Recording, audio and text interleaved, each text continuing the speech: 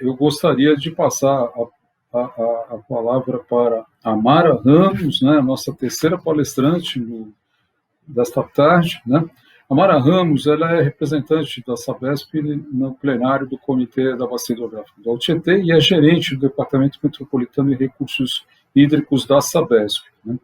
Ela possui mestrado em Gestão de Recursos Hídricos no Instituto de Delft, da Holanda, né? Especialização em Gestão Ambiental pela Faculdade de Saúde Pública da USP, né? E é graduada em Engenharia Civil e em Tecnologia em Construção Civil, né?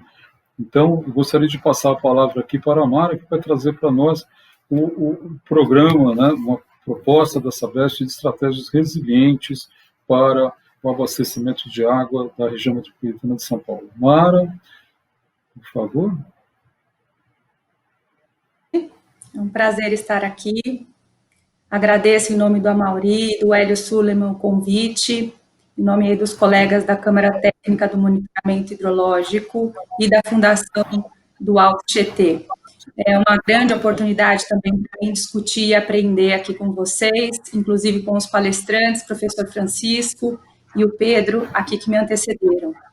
Bom, eu vou apresentar para vocês, então, o plano de adaptação às variações climáticas na gestão dos recursos para o abastecimento da região metropolitana. Primeiro, a gente começa com uma motivação, uma contextualização, né, mostrando que o último relatório do Fórum Econômico Mundial de 2019 traz, dentre os maiores riscos, vários deles ligados à gestão de recursos hídricos e a mudanças climáticas. Então, de acordo com a probabilidade e impacto, então, estão aí citados os relevantes riscos dos eventos climáticos, os desastres naturais, as crises hídricas, a falha na mitigação e na adaptação para essas variações climáticas, e esse relatório traz muito forte a tendência da mudança climática. Não é à toa também que estamos verificando no mundo todo eventos climáticos extremos, seja de cheias, seja de secas. Em 2019, o dicionário Oxford trouxe a palavra emergência climática como a mais citada, a palavra do ano, porque a gente realmente, na nossa vida cotidiana, observamos vários eventos dramáticos aí que alteraram significativamente a vida de muitas pessoas. E por que trazemos esse tema e por que estamos discutindo tanto esse tema? Estamos numa região superpopulosa, a região metropolitana de São Paulo, com mais de 2.700 pessoas por quilômetro quadrado. Então, é um desafio constante, seja no campo do saneamento, dos recursos hídricos, da moradia, de saúde, viver e atuar numa região metropolitana com essa magnitude.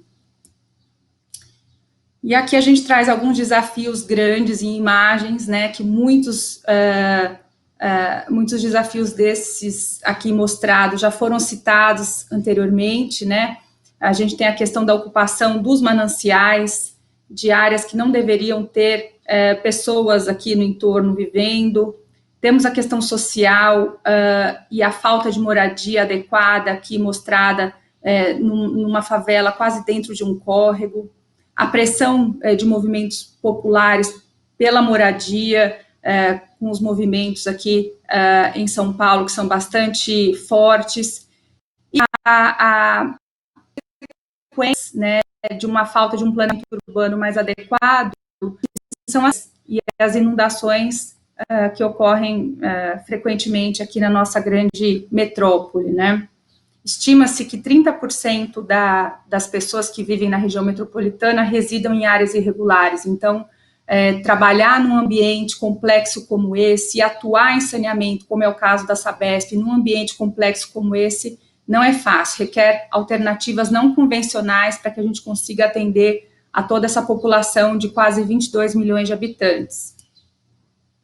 Bom, já foi também bastante falado aqui, e eu gostaria de ressaltar e trazer aqui alguns números para vocês, da falta de disponibilidade hídrica e da autonomia hídrica que a nossa bacia do Alto Tietê tem, né? Hoje nós temos 179 metros cúbicos por habitante por ano, quando a gente deveria ter 10 vezes mais do que esse limite para ser uma área sustentável, né? Então, como já foi dito também, bem no início do nosso evento, pelo Dr. Rui, a gente já traz água de outras bacias. Hoje, nós estimamos que só para o abastecimento da região metropolitana, nós importamos de outras bacias 42% da demanda de água, né? Então, é bastante relevante essa informação de falta de disponibilidade de autonomia na nossa bacia.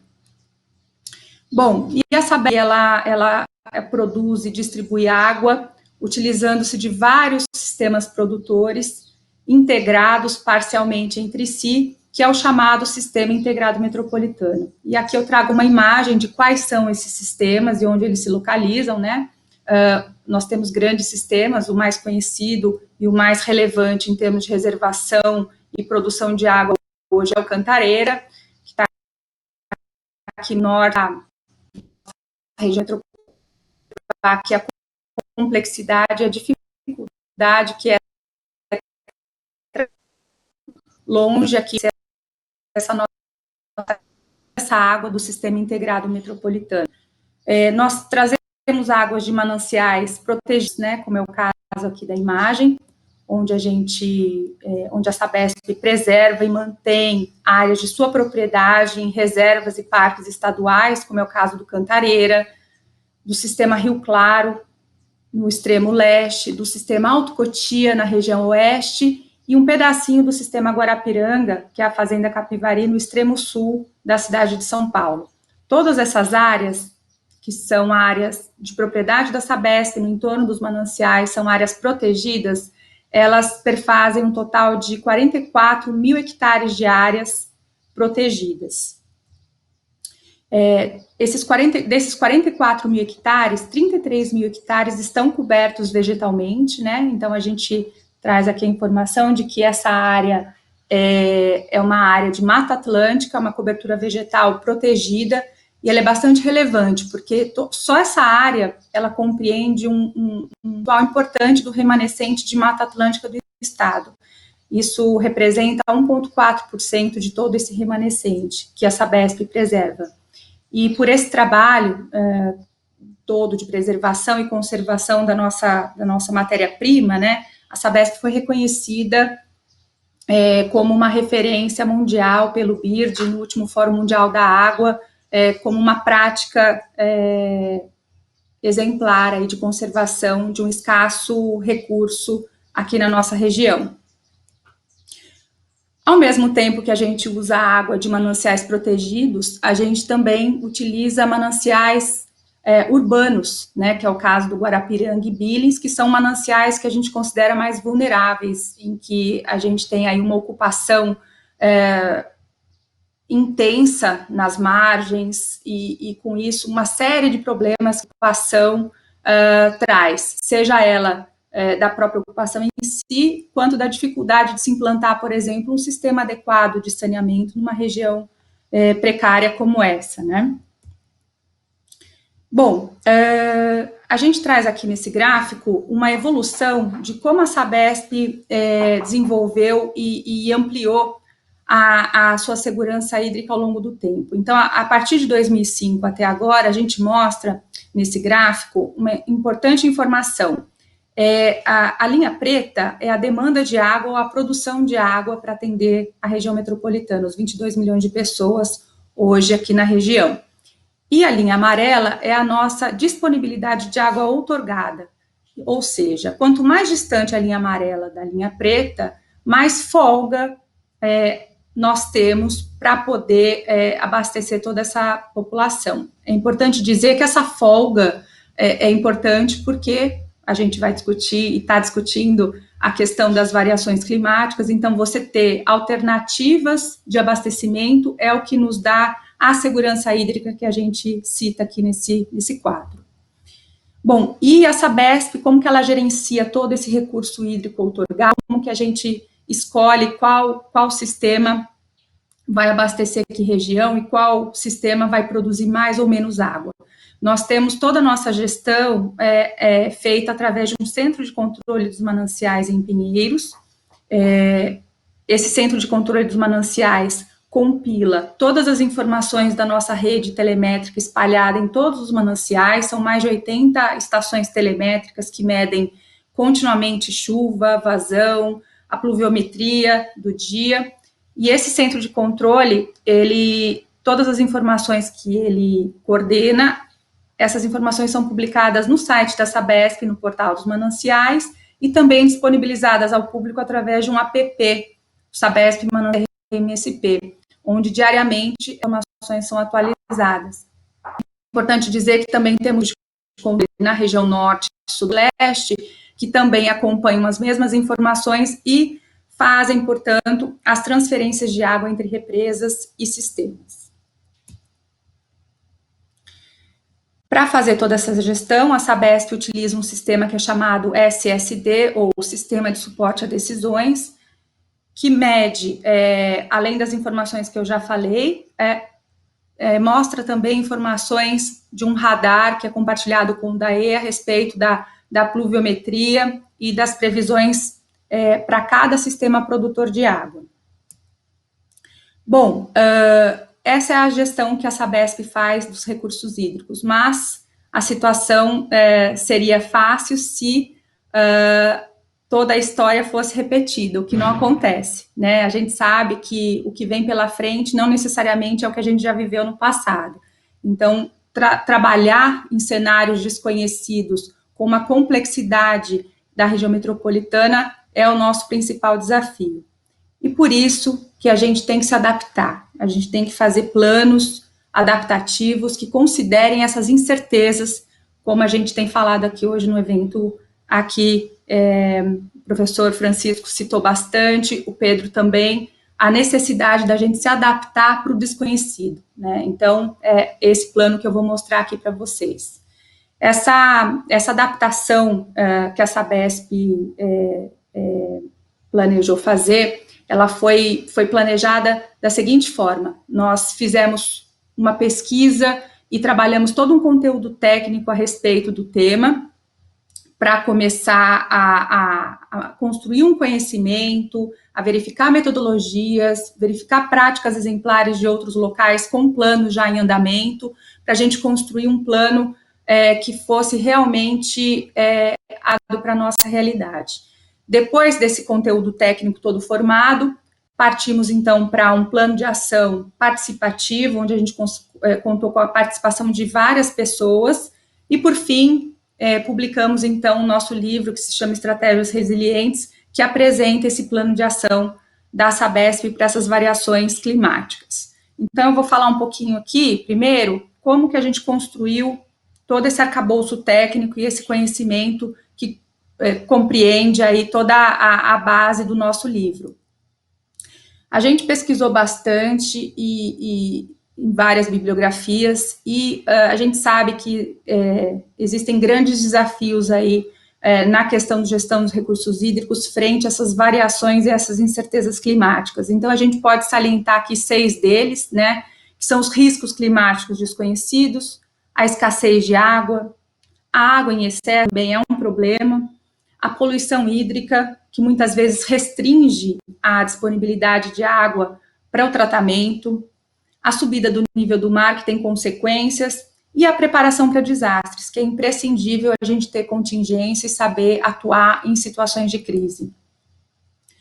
Verificamos também e pesquisamos bastante a respeito de variabilidade do clima e mudanças climáticas. A gente sabe que no setor acadêmico e na ciência não há consenso a respeito de quais efeitos e quais consequências são verificadas em mudanças climáticas, mas a gente sabe que é inegável que essas variações existem, então a gente partiu daí, né? A gente não discutiu se há ou se não há, qual é o efeito da mudança climática em determinado sistema, mas a gente partiu do pressuposto de que existe um desconhecimento da condição climática e a situação não está mais se repetindo como era no passado. Por isso, essa imagem aqui de anomalia de precipitação em São Paulo é bastante representativa, porque ela mostra todos os eventos, os anos que tivemos situações anômalas no clima, né? E isso representa um grande desafio para a gestão dos recursos hídricos, porque a água, como a gente bem falou, ele é um indutor de desenvolvimento muito importante para o crescimento de uma região, para o desenvolvimento de uma região, né? Então, por isso é necessário a gente se planejar para se preparar para um futuro incerto, né? Aqui a gente traz para conhecimento de vocês, por exemplo, todas as variações e os eventos críticos que nós tivemos nos 3 principais sistemas administrados pela Sabesp, Guarapiranga, Cantareira e Alto Tietê, onde a gente traz tanto eventos de cheia quanto os de seca que a gente observou aí na série histórica de cada sistema. Então, vocês podem observar que as condições são bastante variáveis, não? Bom, estudamos também os impactos que essas variabilidades climáticas trazem para o setor de saneamento, né? Então, uma diminuição de pluviosidade, a questão das secas, o aumento, as inundações, as ondas de calor, os aumentos de demanda, de consumo de água, etc. Então, estudamos todos esses impactos que poderíamos ter em função dessa variabilidade climática desconhecida. E aí partimos para escolher e para estudar também várias metodologias para se discutir, para se definir um plano de adaptação adequado, abrangente e relevante. Então, pesquisamos metodologias dos Estados Unidos, da EPA, pesquisamos metodologias da Unicef, do Reino Unido e da própria GV, que também traz uma metodologia bastante clara e objetiva de como se construir, então, estratégias para se preparar para essas variabilidades climáticas. Os nossos mananciais, como a gente bem mostrou, eles estão bastante distantes uns dos outros, e a gente tem estudado bastante também qual é o impacto e qual é o microclima que cada sistema tem, e qual é o comportamento de cada sistema frente a essas variações do clima. Então, é um tema também que a gente está se debruçando bastante para conhecer, de fato, qual é o que interfere no clima de cada manancial, e a gente até agora tem observado que é bastante diferente, tem características diferentes, tem mananciais que têm características de vertente marítima, outros têm clima que são mais de região montanhosa e que se assemelham mais até, são climas mais secos do que, por exemplo, esses de vertente marítima. Então, é importante a gente se debruçar ainda mais sobre esse tema e conhecer mais os nossos mananciais. Fomos também estudar e pesquisar a respeito da disponibilidade hídrica. Como todos aqui bem sabem, existe uma grande diferença entre a disponibilidade hídrica nas regiões do Brasil e nas regiões aqui de São Paulo também. A gente tem uma disponibilidade hídrica muito baixa e isso requer, então, a operação de uma complexa infraestrutura para dar conta de ofertar água em todo o período do tempo e abastecer todas as pessoas que dependem aí desses sistemas, não? Bom, pesquisamos também bastante estudos brasileiros a respeito do clima, e o painel brasileiro de mudanças climáticas também aponta que haverá uma redução de chuva na região sudeste como consequência do aquecimento global, e isso interfere muito nas nossas previsões, no nosso planejamento a longo prazo. Esse mesmo relatório destaca que grandes metrópoles também, os eventos críticos vão ser mais frequentes, então a questão de enchentes e inundações também a gente deve esperar que ocorram com mais frequência. Isso também impacta de maneira, assim, muito direta a questão do saneamento, né? Imagine que quando a gente tem uma situação de enchente, numa cidade como a nossa, temos queda de energia e isso interfere bastante também na prestação de serviço de saneamento que a Sabesp presta, além dos inconvenientes outros que essa enchente causa, né? Bom, e aqui eu trago, a título de informação também, qual é a vazão outorgada que a gente tem para abastecer a região metropolitana de São Paulo. Hoje a gente tem 80,45 metros cúbicos de vazão outorgada nos sistemas produtores, e a gente pode transferir entre mananciais mais 26,8 metros cúbicos de água, o que nos dá uma flexibilidade bastante interessante, né? Bom, pesquisamos também, uma coisa que o Pedro comentou, como a gente traz essa gestão adaptativa para dentro da gestão da empresa. Então, a gente foi entender como que essa gestão adaptativa ia fazer parte do nosso planejamento estratégico da Sabesp. Então, todos os passos da gestão adaptativa, de você analisar uma vulnerabilidade, medir, conhecer, fazer a gestão, como isso entra na gestão da empresa. Então, a gente conseguiu mapear bem e fazer esse elo entre a gestão adaptativa e o planejamento da empresa. É importante mostrar aqui também todas as redundâncias que a Sabesp tem hoje de abastecimento na região metropolitana em termos de água tratada. Então, eu mostrei a disponibilidade de água e transferência entre mananciais, e aqui a gente traz a redundância que a gente tem em água tratada. A gente saiu de uma capacidade de 3 metros cúbicos por segundo para 12, então isso também foi um avanço nessa flexibilidade, nessa adaptação. Pesquisamos também planos de contingência e outros tipos de plano que seriam importantes da empresa ter para se preparar para eventos desconhecidos e críticos. Então, fizemos todo um levantamento na empresa de plano de contingência, de escassez, de cheia, de uso de reserva técnica, para a gente compor esse arcabouço do nosso plano de adaptação. Quando a gente pesquisa plano de adaptação, é muito forte a transparência e da comunicação para todos os gestores e tomadores de decisão. Então, a gente sabe que a gestão dos recursos hídricos é uma gestão compartilhada, existem várias entidades, comitês, usuários que precisam ter a informação correta para que a decisão seja a melhor possível, né, numa crise, numa definição de alocação de água.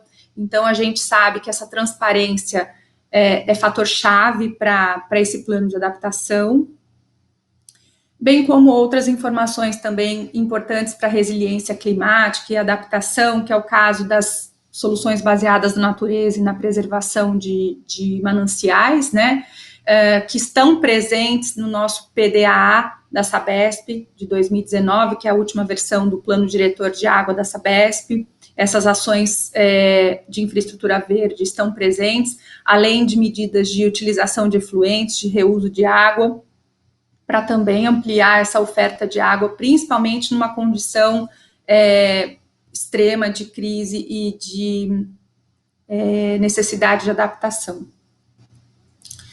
Bom, depois de todo esse conteúdo técnico estudado e verificado, a gente partiu, então, para a definição do plano de ação.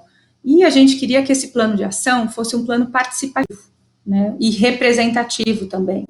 Então, o que nós fizemos? Nós fizemos essa construção desse plano em 2 grandes etapas.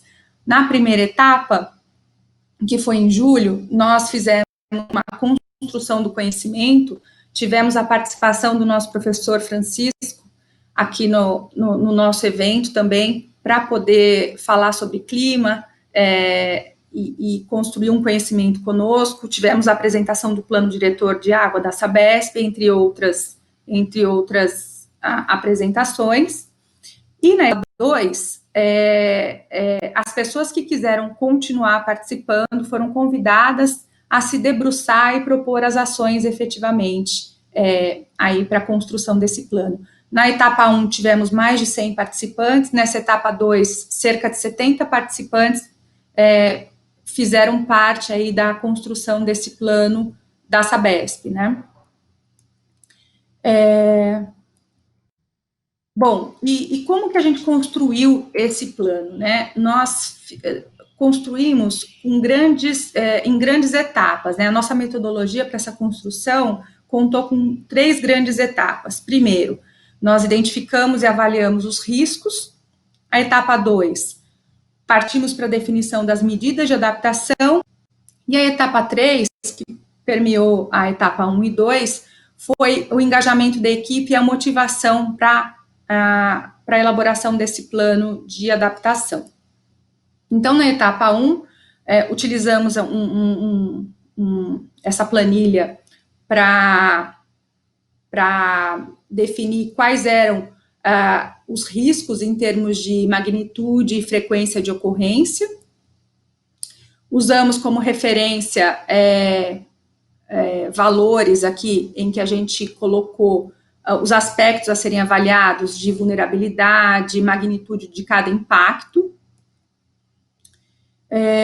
Usamos também como apoio todas as opções, todo um menu de ações de mitigação e conseguimos chegar numa planilha onde a gente pôde classificar quais eram os principais riscos.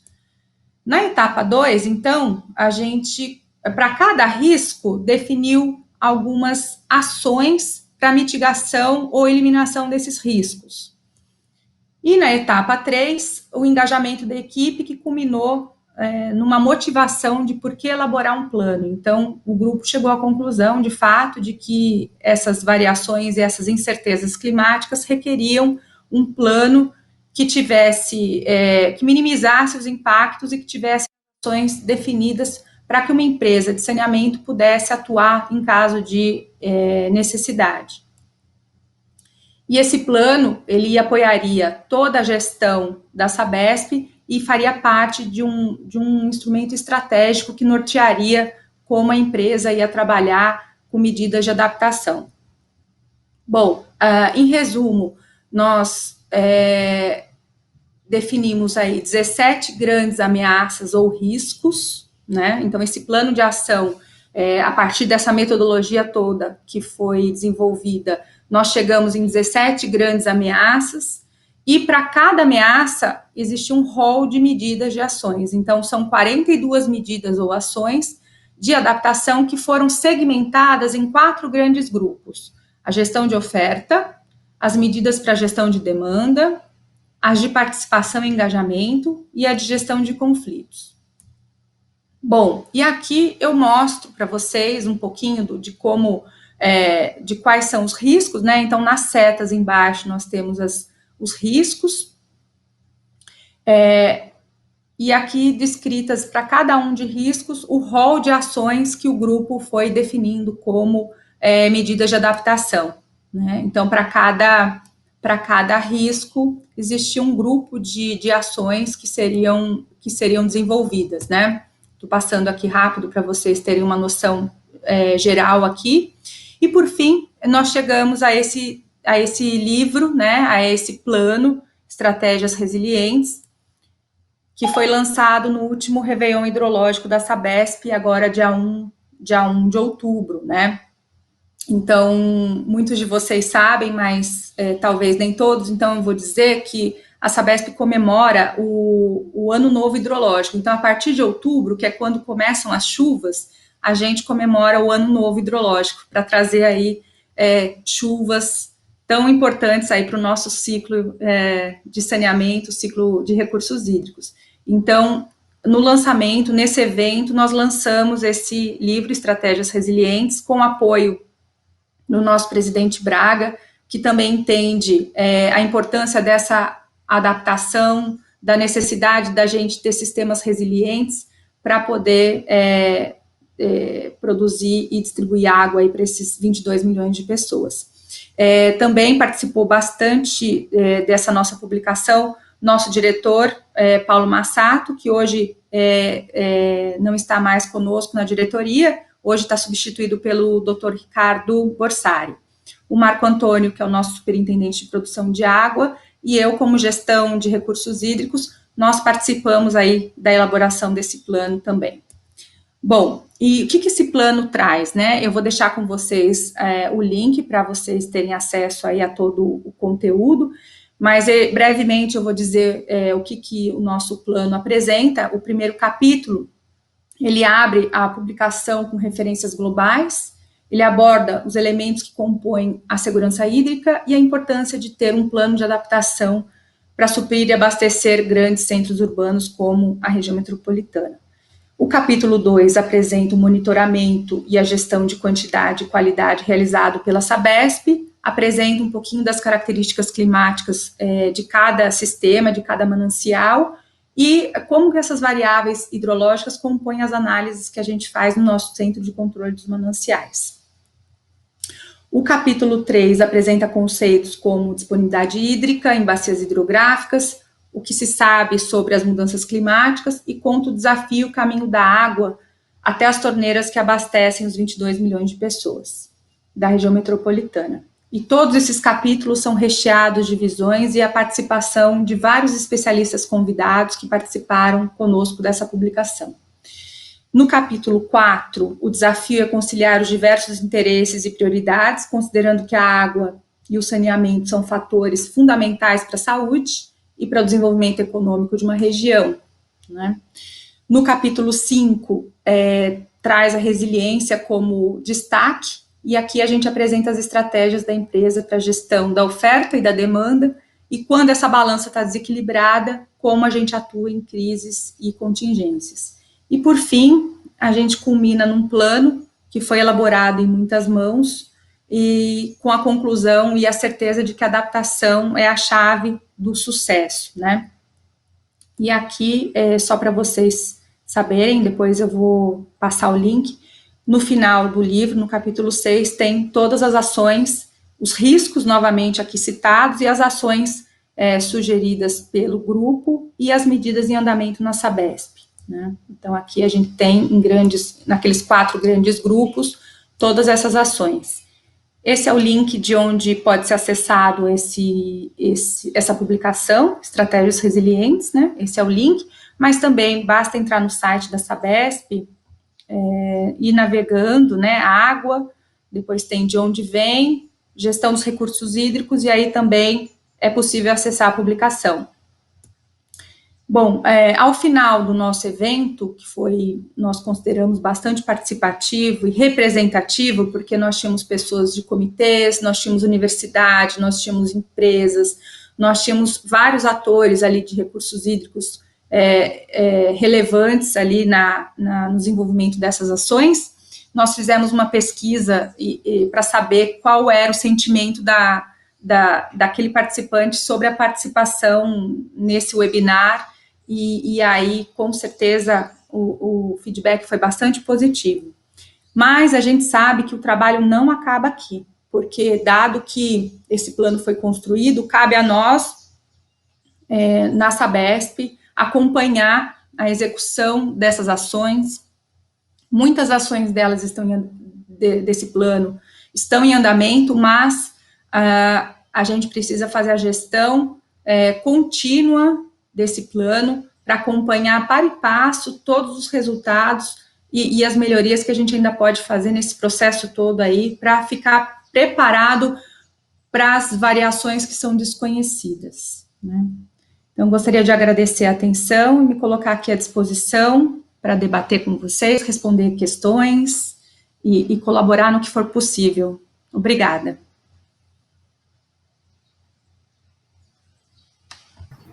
Grato, Mara, agradecemos aí a sua disposição. Importante aqui trazer ao conhecimento do público em geral, né, esse plano de adaptação às mudanças climáticas elaborado pela Sabesp, né, e que é importante, né, até quando nós estávamos discutindo aqui o título, né, de nosso evento de hoje, né, surgiu um questionamento, crise climática ou mudanças climáticas? Na verdade, nós optamos por colocar crise climática por força de que ela já está instalada, né? Se fôssemos ouvir todos os painéis do IPCC e todos os cientistas que têm buscado respostas para esse tema hoje no mundo inteiro, os prazos já praticamente se esgotaram. Então, nós hoje já ultrapassamos uma etapa de mudança climática, já estamos em processo de crise, né, como foi colocado aqui antes. E é interessante, né, que quando vocês colocam, né, é uma iniciativa importante da Sabesp, é um passo adiante, né, de não buscar apenas nas grandes obras hidráulicas as soluções para a segurança hídrica, né? Como o professor Francisco colocou lá no início, né, na verdade, nós temos que ter uma visão um pouco mais ampla a respeito, né, não é só a obra hidráulica que vai resolver a segurança hídrica. Isso tem que ser associado, na verdade, com o processo de incerteza. Eu acho que a Sabesp dá um passo adiante no sentido de compreender esse tema, né, de trazer ao seu ambiente interno e de procurar se adaptar efetivamente nesse processo, né? Então, o plano de ação é muito importante nesse sentido. E aí, nesse aspecto, nós trazemos aqui o comitê, né, tem um papel, né, até tempos atrás, inclusive na própria crise de 2013, 2015, ficou um papel praticamente de espectador, um papel passivo dentro da crise, né? E o que nós queremos é agora adotar uma postura proativa e de nos anteciparmos às próximas situações que certamente advirão. Eu acho que é importante. E um ponto que também é destacar é que a Sabesp hoje está numa forma de transparência, né, de comunicação muito mais ampla, né, do que há 5 anos. Né? Então, hoje, você consegue encontrar no site da Sabesp informações, né, consegue ter mais transparência na gestão hídrica dos seus mananciais. Né? Então, acho que esse foi um avanço também.